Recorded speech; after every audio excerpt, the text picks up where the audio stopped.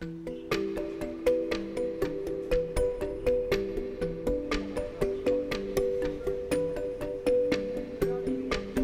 it being a bushfire emergency, I suppose the main thing we're seeing is severe burns. Certainly with the koalas, mostly what we're seeing is their feet are really burnt, so we're treating that mainly. We are also seeing some burns on their faces as well, burnt noses as well as around their eyes.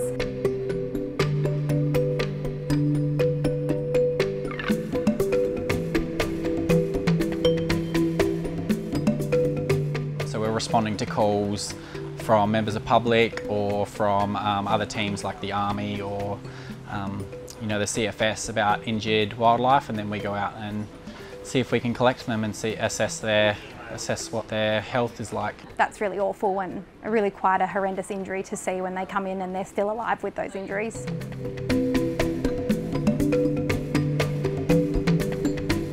We're getting roughly 5 to 10 new animals a day, bringing them into the wildlife centre, but the number does seem to be decreasing.